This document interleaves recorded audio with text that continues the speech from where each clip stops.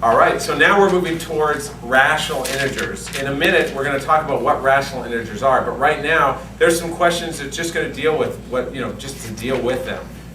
Positive and negative, adding them, subtracting them, comparing them, which is bigger, which is smaller. First of all, finding a number between 0.45 and 0.46. Now I want a decimal between 0.45 and 0.46. Does anybody have an idea what it might be? Michael? 0.465? I mean, Point four- 0.55. Point what? 455. Yeah, that sounds good, right? Because here's the deal. 0.45 is the same as 0.450. Is everybody clear about that? Yes. You can add zeros. This 0.46 is equal to what? 0.460. So really, you're looking for a number between 450 and 0.450 and 460. So 0.451. It would also be fine. Okay. Yeah, 0.455 would be the midpoint between them, and that's good. So there's your answer. Oh, anything between those is fine. The key to that is recognizing that 0.45 is actually 0.450, and making sure that the same amount of decimal points so that you can compare them and get a handle on it, What would be the okay? middle of it? What's that? What would be the middle of it? 0.4? 0.4, this would be 0.455. Is that kind of right? Now, we're going to move, this is a little trickier over here. These are fractions, and what would we have, what would be the number between 1/5 and 2/5? And you can't use decimals. If you could use decimals, what would it be? What would be between 1/5 and 2/5? 1.5.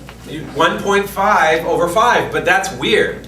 We're not mixing fractions and decimals, so that's not a good answer. I mean, it's a good answer, but it's not the answer we're looking for. I want the answer in a fraction. Connor? 3/10. What's that? 3/10. Well, he's got the idea now, but how did he get, why is he going to tenths? We're talking about fifths, so what's happening here? How did he move over like that? Yeah, Are you supposed to add the numerator and denominator, like for both fractions? add them, Because if you think of 3/10, that's what it is. but how do you compare 3/10 to 1/5 and 2/5? Yeah, But what you do is you multiply 2 to both sides. uh-huh. So it would be 2/5 and 4/5, and what's in between 2 and 4 is 3. So it's Okay. 3/10 because you have to add 2 times 2 to the bottom as well. This is by 2 and that's by 2. And we got, now we're actually comparing 2/10 and 4/10, right? So then Does that make sense? do 3/10. So we basically neutralize it in the same way as with decimals, we neutralized it by making it 450 and 460 so we could find something in between. Now here, because we can't really find a fraction in between 1/5 and 2/5, because the numerators are right beside each other, we have to go, and we've got equivalent fractions, right? 1/5 and 2/10 are the same fraction, they just look different. And because they look different, we can find something in the middle. Everybody clear about that? Any questions? Emily, what's our middle one? It's 2/10, 4/10, the middle is? 3/10. 3/10, exactly, I'll do it in green. 3/10 in the middle, and I'll box it. Okay, are you tight in on this, so you can just see my hand on it? Yeah. Okay, now you can move it down, it should be really tight, so just so you see that. We're writing from least to greatest, okay? They're all, first of all, what do you notice about the denominators in this one? They're all 5. They're all 5, so it's easy to compare them, isn't it? Yeah. So, how do we, what's our least? What's our smallest? -7/5. Negative 7/5 is right. Negative 7/5 And is our then smallest. -4, Good. and then Taylor, you want to go on from there? What's next? -2/5. Good. And Simon, what's after that? Where? What's the next one under that? 4/5. Negative 2/5, and then what? What's the next one? -1/5. That's right, negative 1/5. And what about next? Who's got the next one? Jonathan? What? What's the next one? What's the one bigger than negative 1/5? Emily? 4/5. Good. And then, the 6. biggest one? 6/5. So when the denominators are the same, all you have to do is compare the what? The numerators. And it's simple. -7, -4, -2, -1, 4, 6. That's the order, the least to greatest, right? -7, if you lost $7, you'd be worse off than if you lost 4. And if you lost $2, you'd be worse off than if you lost 1. And if you had $4, you could go buy a couple Slurpees. And if you had $6, you could buy a few for your friends too. So in other words, you're better off, well. Why are you being kinda all fat? better Who off. drinks more than one Six Slurpee at a over time? five, 6 over 5. I don't know, there's been some people. I've seen some people. Anyway, number 4. Seniors up. Let's do this one. Alara. Now, what's wrong? Well, not wrong, but why is this one more difficult than that, first of all? Because the denominators are different. Because the denominators are different. Right, good. Now, how do we get it so that the denominators are the same? You have to simplify.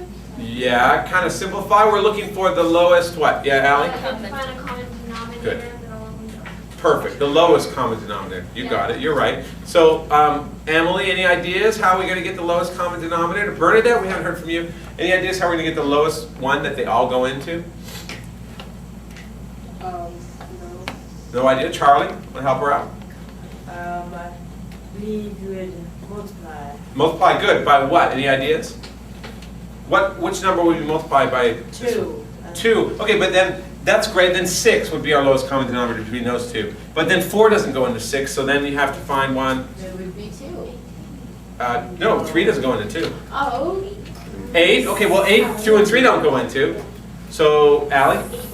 18 is good, but 4 doesn't go into 18. 12. 12. Oh. 3 goes into 12. 2 goes into 12. 4 goes into 12. 6 goes into 12. But 8. 8 doesn't. So what? 24 is the lowest one that they all go into. Right. Lowest common denominator. LCD, not LED, not the little clock radio thing. It's not Not LED. LCD. Okay, so LCD. to make this not that even, It is. over 24. Michael, the Huh? camera picks everything up. So All right. 3 times what gives you 24? 3 times, that would be. 8. 8, yeah. And so on the top. It'd be negative 16. Okay, now everybody pay attention and give me the next one. Just do it. 12. Okay, 2 times what? 12. Good, and then on the top. So what do we get?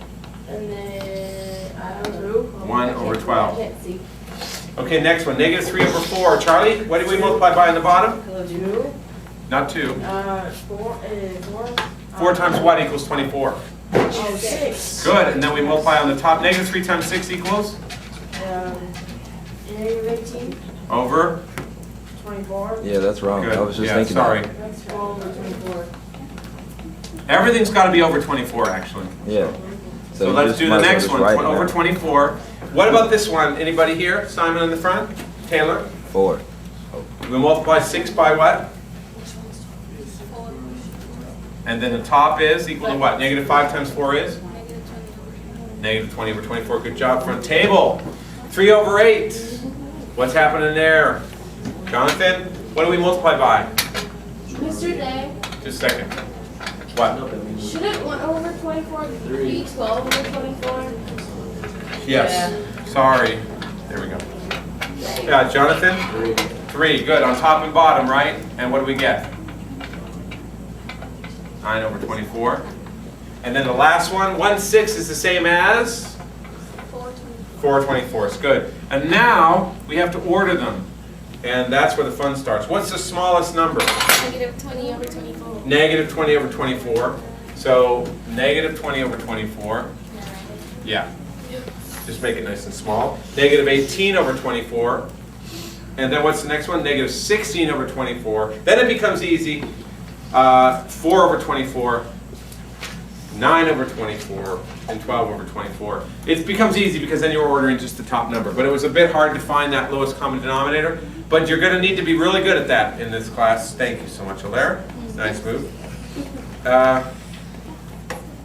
Any questions on that? This is from least to greatest. And you get these on tonight's homework. That's why I'm giving them to you now. If you forget or you're not sure, just go to YouTube. Read, just go through the whole thing. Pause it if you get stuck, if you need to take time.